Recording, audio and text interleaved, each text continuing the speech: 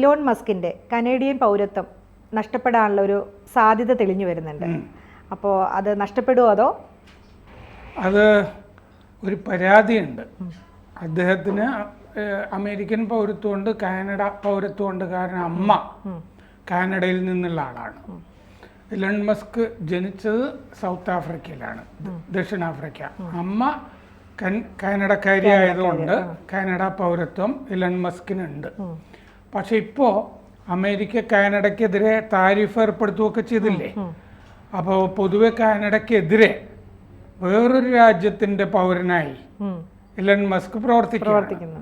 Canada വിരുദ്ധനാണ്, കാനഡയുടെ ശത്രുവാണ്. അതുകൊണ്ട് ഇലൺ മസ്കിൻ്റെ കാനഡ പൗരത്വം റദ്ദാക്കണം എന്ന് പറഞ്ഞിട്ട് കാനഡയിലെ എഴുത്തുകാരി ക്വാളിയ റീഡ് അവരൊരു പരാതി പാർലമെൻറ്റിന് കൊടുക്കുകയാണ്. അത് സ്പോൺസർ ചെയ്തത് national democratic party MP Charlie Angus sponsor ചെയ്തിട്ടുണ്ട്. സാധാരണഗതിയിൽ പാർലമെൻറ്റ് ഇങ്ങനൊരു പരാതി പരിഗണിക്കണം എന്നുണ്ടെങ്കിൽ 500 ഒപ്പ് അതിൽ കിട്ടണം. ഇതിപ്പോൾ 1,57,000 കവിഞ്ഞിരിക്കുന്നു ഈ ഒപ്പ്. ഇത് എൻ്റെ ഓർമ്മ ജൂൺ 20 വരെയോ മറ്റോ ആളുകൾക്ക് ഒപ്പിട്ടുകൊണ്ടിരിക്കുക. അപ്പോഴേക്കും കാനഡ ജനസംഖ്യയിലെ ബഹുഭൂരിപക്ഷ ആളുകളും ട്രംപിനോടുള്ള വിരോധം കൂടെ ആവും എല്ലാം കൂടി ചേർത്തിട്ട്. മാത്രമല്ല ഈ ട്രംപ് ഈ മറ്റേ ട്രൂഡോയ്ക്കെതിരെ ഇടയ്ക്കിടയ്ക്ക് വർത്തമാനം പറഞ്ഞുകൊണ്ടിരിക്കുമല്ലോ. ട്രൂഡോയുടെ അച്ഛൻ ഫിഡൽ കാസ്ട്രോ ആണെന്നൊക്കെ ഒരു പുസ്തകത്തിൽ എഴുതി വെച്ചിട്ടുണ്ട്. അത് ട്രൂഡോയുടെ ഭാര്യ, ട്രൂഡോയുടെ അമ്മ വിക്ടോറിയയെ പറ്റി ഉള്ള ഒരു ദുരാരോപണമാണ് ഈ ട്രംപ് പറഞ്ഞുകൊണ്ടിരിക്കുന്നത്. വലിയ കഥയൊന്നുമുള്ള ആരോപണമല്ല അത്. അവര് വലിയ സോഷ്യലിസ്റ്റ് ആയിരുന്നു ഈ ഭാര്യ. ഒരുപാട് വിരുന്നുകൾക്കൊക്കെ പോവുക, പാർട്ടികൾക്കൊക്കെ പോവുക, അങ്ങനത്തെ ഒരു സ്വഭാവമൊക്കെ ഉണ്ട്.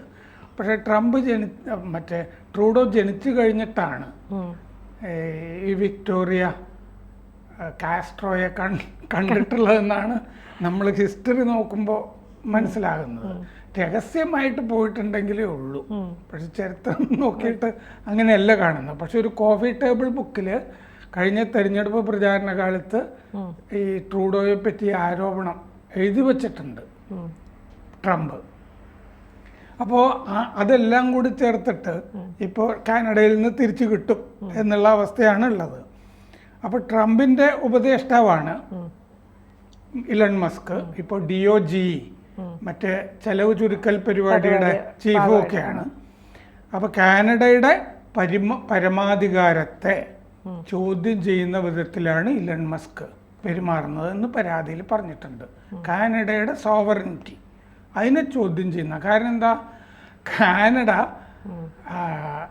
മറ്റേ അമേരിക്കയുടെ 51ാമത്തെ സംസ്ഥാനമാകണം എന്ന് ട്രംപ് പറഞ്ഞിരുന്നല്ലോ. അപ്പോൾ അങ്ങനെ കാനഡ ഇല്ലാതാവുകയാണല്ലോ അങ്ങനെ. അപ്പോൾ കാനഡ വേണ്ട എന്നുള്ള അഭിപ്രായം പറയുന്ന ഒരുത്തനെ ഉപദേശിക്കുന്ന ഒരാളാണ് ഇലൺ മസ്ക്. കാനഡ പൗരനായ ഒരാളത് ചെയ്യുന്നത് ശരിയല്ലല്ലോ. ഇപ്പോൾ ഇന്ത്യയിലെ ഇപ്പോൾ ഇരട്ട പൗരത്വം ഇവിടെയും ഉണ്ടായിരുന്നു എന്ന് വിചാരിക്കുക. അപ്പോൾ ഇന്ത്യക്കാരനായ ഒരാൾ ഇന്ത്യൻ പൗരത്വം കൂടി ഉള്ള ഒരു അമേരിക്കൻ, അങ്ങനെ പറ്റില്ല, നമ്മളെ സംബന്ധിച്ച് പറ്റില്ല. ഞാനൊരു സാങ്കല്പിക കഥ പറയുക. അങ്ങനെ ഒരാൾ ഇന്ത്യൻ പൗരത്വം കൂടിയുള്ള ഒരു അമേരിക്കൻ പൗരൻ മോദിയെയും ഇന്ത്യയും ഒക്കെ ഇങ്ങനെ സ്ഥിരം കുറ്റം പറഞ്ഞ് നമ്മുടെ പരമാധികാരത്തെയൊക്കെ ചോദ്യം ചെയ്തുകൊണ്ടിരുന്നാൽ ഈ ഖലിസ്ഥാൻ തീവ്രവാദിയും ആ മനുഷ്യനും തമ്മിൽ വലിയ വ്യത്യാസമൊന്നുമില്ലല്ലോ. നമ്മുടെ പരമാധികാരത്തിന് എതിരെ നിൽക്കുന്ന ഒരാളല്ലേ. അപ്പം നമ്മൾ എന്ത് ചെയ്യുക? നമ്മൾ പാസ്പോർട്ട് റദ്ദാക്കുക, ഈ വക എല്ലാ സംഗതികളും റദ്ദാക്കുക, ഇവിടുത്തെ പൗരനെ അല്ലാതാക്കുക. അതൊരു ന്യായമായ കാര്യമാണല്ലോ. അതാണ് കാനഡ ആലോചിക്കുന്നത്. ഇപ്പോൾ ഒരു പരാതി ഇപ്പോൾ എഴുത്തുകാരി കൊടുത്തതാണെങ്കിൽ എഴുത്തുകാരിക്ക് തന്നെത്താനെ തോന്നിയിട്ടാകണമെന്നില്ല. അതിൻ്റെ പുറകിൽ വേറെയും ശക്തികൾ കാണുമല്ലോ. അപ്പോൾ ഈ ജസ്റ്റിൻ ട്രൂഡോ, ഈ ഇലൺ മസ്കിൻ്റെ ജസ്റ്റിൻ ട്രൂഡോ രാജിവെച്ചെങ്കിലും മറ്റേ പ്രധാനമന്ത്രിയായിട്ട് തുടരുകയാണ്. പുതിയ പ്രധാനമന്ത്രി വരുന്നത് വരെ മാർച്ചിലേ വരുള്ളൂ. അപ്പോൾ അതിൻ്റെ ഇടയ്ക്ക് ജസ്റ്റിൻ ട്രൂഡോ ഇലൺ മസ്കിൻ്റെ ഈ പൗരത്വം എടുത്ത് കളയണം, പിൻവലിക്കണം എന്നുള്ളതാണ് ആ പരാതിയിൽ പറഞ്ഞിരിക്കുന്നത്. അപ്പോൾ മസ്ക് ജനിച്ചത് സൗത്ത് ആഫ്രിക്ക, അമ്മ റെജീന അവർ കാനഡയിലാണ് ജനിച്ചത്. അങ്ങനെ കാനഡ പൗരത്വം കിട്ടി സ്വാഭാവികമായിട്ട്. അപ്പോൾ കാനഡ കാനഡയുടെ താല്പര്യത്തിന് വിരുദ്ധമായ നടപടികൾ ഇപ്പോൾ ഇലൺ മസ്ക് എടുത്തുകൊണ്ടിരിക്കുകയാണ് ധാരാളമായിട്ട്. ആ താരിഫ് ഉയർത്തിയല്ലോ 25% ആയിട്ട്, കാനഡയുടെ മുകളിൽ അടിച്ചേൽപ്പിച്ചല്ലോ ട്രംപ്. ഇപ്പം അത് മരവിപ്പിച്ചിട്ടുണ്ട്. നിങ്ങൾ പറയുന്ന പോലെയൊക്കെ ചെയ്തോളാം എന്ന് പറഞ്ഞിട്ട് അതിർത്തിയിൽ സേനയൊക്കെ നിയോഗിച്ചിട്ടുണ്ട് കാനഡ. അപ്പോൾ തൽക്കാലത്തേക്ക് 60 ദിവസത്തേക്ക് റിവ്യൂ പറഞ്ഞ് മരവിപ്പിച്ചിട്ടുണ്ട്. പക്ഷെ അങ്ങനെ ചെയ്യുമ്പോൾ ട്രംപിനെ ഉപദേശിച്ചിട്ട് അത് പിൻവലിപ്പിക്കുകയൊന്നും ചെയ്തില്ലല്ലോ ഇലൺ മസ്ക്. കാനഡ അനുഭവിക്കട്ടെ. കാരണം കാനഡ ഏറ്റവും വലിയ ട്രേഡ് പാർട്ട്ണറാണ് അമേരിക്കയുടെ. എന്നിട്ടും കാനഡയോട് ഇങ്ങനെ ചെയ്തു. എന്നിട്ട് കനേഡിയൻ പൗരനായ ഒരാൾ അതിനെതിരെ ഒരു വർത്തം എക്സ് എന്ന് പറഞ്ഞിട്ടുള്ള പ്ലാറ്റ്ഫോം തന്നെ അയാളുടെ ആണല്ലോ. അയാൾക്കൊരു വരി എഴുതിയിടാമല്ലോ ട്രംപ് ചെയ്തത് ശരിയല്ല, ഞാൻ ജനിച്ച അല്ല എൻ്റെ അമ്മയുടെ സ്ഥലമാണ് കാനഡ, അതുകൊണ്ട് എനിക്ക് കാനഡയെ മറക്കാൻ പറ്റില്ല എന്നൊക്കെ പറഞ്ഞ് 4-5 വാചകം ഇടായിരുന്നല്ലോ. അതൊന്നും ചെയ്തിട്ടില്ല അയാള്. നമ്മുടെ ഇവിടെയുള്ള ചില നേതാക്കന്മാർ ഇറ്റലിനെ സപ്പോർട്ട് ചെയ്യണ പോലെ അല്ലേ? എന്തെങ്കിലും മറ്റേ ഒന്ന് പുനഃപരിശോധിച്ചു കൂടെ എന്നൊക്കെ ചോദിച്ച്, അല്ലെങ്കിൽ ട്രംപിനെ നേരത്തെ വിളിച്ചു പറയുക, ഞാൻ എക്സിൽ ഇങ്ങനെ ഒരു പോസ്റ്റ് ഇടും കേട്ടോ നിങ്ങൾക്കെതിരെ, നിങ്ങൾക്കൊന്നും തോന്നരുത് എന്ന് പറഞ്ഞിട്ട് പോസ്റ്റ് ഇട്ടാലും മതിയല്ലോ. നിങ്ങൾക്കൊന്നും തോന്നരുത്, എന്നെ പുറത്താക്കരുത്. അപ്പോൾ ഒരു വിദേശ രാജ്യവുമായി ബന്ധത്തിൽ ഏർപ്പെട്ടിരിക്കുകയാണ്. ആ വിദേശ രാജ്യത്തിൻ്റെ താല്പര്യങ്ങളാണ് ഇലൺ മസ്ക് നോക്കുന്നത് എന്നാണ് കാനഡയിൽ പരാതി.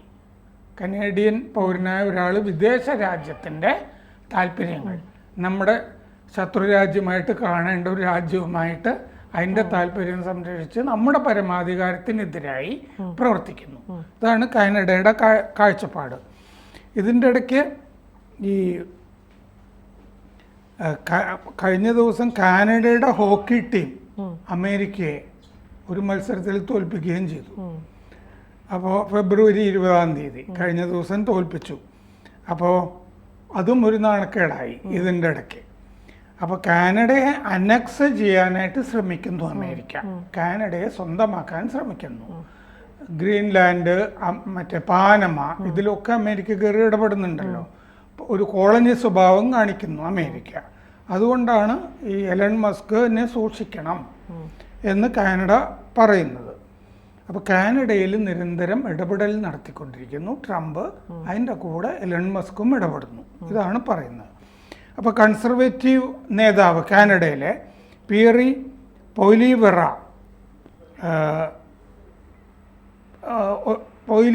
ഒലിവെറയ്ക്ക് ഈ പ്രശംസ.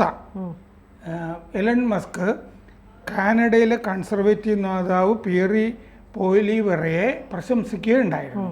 കാരണം അദ്ദേഹം ഈ ട്രൂഡോയ്ക്കെതിരായി നിലകൊള്ളുന്ന ആളാണ്. അദ്ദേഹം അങ്ങനെ ട്രൂഡോയ്ക്കെതിരെ പറഞ്ഞുകൊണ്ടിരിക്കുന്ന ഒരാൾ. മസ്ക് അങ്ങനെ പല ആളുകളെയും പല സ്ഥലത്തും പ്രോത്സാഹിപ്പിക്കും. അപ്പോൾ ട്രൂഡോയ്ക്കെതിരെ സംസാരിച്ചുകൊണ്ടിരിക്കുന്ന ഒരു നേതാവിനെ ഇലൺ മസ്ക് പ്രോത്സാഹിപ്പിക്കുന്നുമുണ്ട്. ആ കാര്യവും അവിടെ ശ്രദ്ധിക്കുന്നുണ്ട്. മാത്രമല്ല ട്രൂഡോയെ ഇൻസഫറബിൾ ഫൂൾ എന്ന് വിശേഷിപ്പിച്ചിട്ടുമുണ്ട്.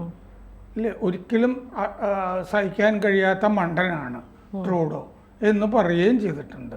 അപ്പോൾ ഇലോൺ മസ്ക് അതിനെയും അനുകൂലിച്ചിട്ടുണ്ട് ട്രൂഡോയ്ക്കെതിരെ, ഭരണാധികാരിയെ തന്നെ.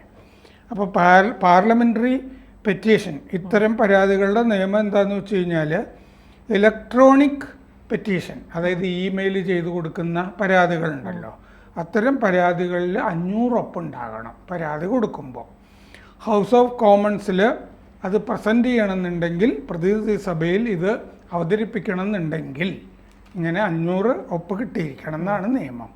ഇപ്പോൾ ഇവരുടേത് ഞായറാഴ്ചത്തെ കണക്ക് വെച്ചിട്ടാണ് ഞാൻ പറയണേ, 1,57,000 ഒപ്പ് കവിഞ്ഞു കഴിഞ്ഞു ഞായർ വൈകിട്ടായപ്പോഴേക്കും. അപ്പോൾ പക്ഷേ ഇങ്ങനെ ഒരു പരാതി കിട്ടിക്കഴിഞ്ഞാൽ ഈ പരാതിയിൽ പറഞ്ഞ കാര്യം എത്ര ഒപ്പുണ്ടെങ്കിലും ഇത് ലീഗലി ബൈൻഡിങ് ഒന്നുമല്ല. പാർലമെൻറ്റ് ഇത് അംഗീകരിക്കണമെന്നോ, ഇങ്ങനൊരു പരാതി കിട്ടിയാൽ പരാതിയിൽ പറയുന്ന കാര്യം ചെയ്യണമെന്നോ എന്നും നിർബന്ധമൊന്നുമില്ല. അവിടെ നിയമമൊന്നുമില്ല. ഇയാളുടെ പൗരത്വം എടുത്ത് കളയണം എന്ന് നിർബന്ധമില്ല. ഒരു പരാതി കിട്ടിയ അതിൻ്റെ അകത്ത് ഒരുപാട് ഒപ്പുണ്ട് എന്നുള്ളത് കൊണ്ട് ലീഗലി ബൈൻഡിങ് അല്ല. ഇനി മാർച്ച് 24-നാണ് പ്രതിനിധി സഭ അവിടെ ചേരാൻ പോകുന്നത്. മാർച്ച് 24. അതിന് മുമ്പ് കാനഡയിൽ തെരഞ്ഞെടുപ്പ് പ്രഖ്യാപിക്കാനുള്ള സാധ്യതയുണ്ട്, ഇടക്കാല തെരഞ്ഞെടുപ്പ്. കാരണം ഇയാൾ രാജിവെച്ചല്ലോ. ട്രൂഡോ പുതിയ പ്രധാനമന്ത്രി വരണമെന്നില്ല, ഒരു തെരഞ്ഞെടുപ്പിലേക്ക് പോകട്ടെ എന്ന് പറഞ്ഞിട്ട് ഇനി അടുത്ത ഒക്ടോബറിൽ ശരിക്ക് തെരഞ്ഞെടുപ്പ് നടക്കേണ്ടതുള്ളൂ. പക്ഷെ ഇടക്കാല തെരഞ്ഞെടുപ്പ് പ്രഖ്യാപിക്കാനുള്ളൊരു സാധ്യത കാനഡയിലുണ്ട്. അങ്ങനെയാണെങ്കിൽ ഇത് ഈ പൗരത്വം റദ്ദാക്കുന്ന ചർച്ച തന്നെ ഈ പുതിയ സർക്കാർ വരുന്നത് വരെ നടക്കില്ല. എന്തായാലും കുറച്ച് മാസത്തേക്ക് അത് ഉണ്ടാവില്ല. ജൂൺ 20 വരെ എന്തായാലും ഇതിൽ ആളുകൾക്ക് ഒപ്പിട്ടുകൊണ്ടിരിക്കാം. അപ്പോൾ എന്തായാലും ഇലൺ മസ്ക് എല്ലാവരെയും വിരട്ടുന്നുണ്ടല്ലോ, പല സ്ഥലത്തും പലരെയും വിരട്ടുന്നുണ്ട്. അവിടുത്തെ അമേരിക്കക്കാരെ തന്നെ വിരട്ടുന്നുണ്ട്, ഒരുപാട് പേരുടെ ജോലികളുണ്ട്. അപ്പോൾ ആ അവസ്ഥയിൽ ഈ ഒരു വിമർശനം, ഒരടി കാനഡയിൽ നിന്നോ വേറെ ഏതെങ്കിലും രാജ്യത്ത് നിന്നോ കിട്ടുന്നത് ഇടയ്ക്ക് കിട്ടണം നല്ലതാണ്. അഹങ്കാരത്തിനും അഹന്തയ്ക്കും ഒക്കെ അടി കിട്ടുന്നത് നല്ലതാണ്. അതാണ് ഇപ്പോൾ സംഭവിച്ചിരിക്കുന്നത്. അപ്പോൾ എന്തായാലും നമുക്ക് നോക്കാം ഇലോൺ മസ്കിന്റെ കനേഡിയൻ പൗരത്വം പോവോ ഇല്ലയോ എന്നുള്ളത് നോക്കാം. കൂടുതൽ വാർത്തകളും വിശേഷങ്ങളും നിങ്ങളിലേക്ക് എത്താൻ ABC മലയാളം സബ്സ്ക്രൈബ് ചെയ്യുക, ബെൽ ബട്ടണും അമർത്തുക.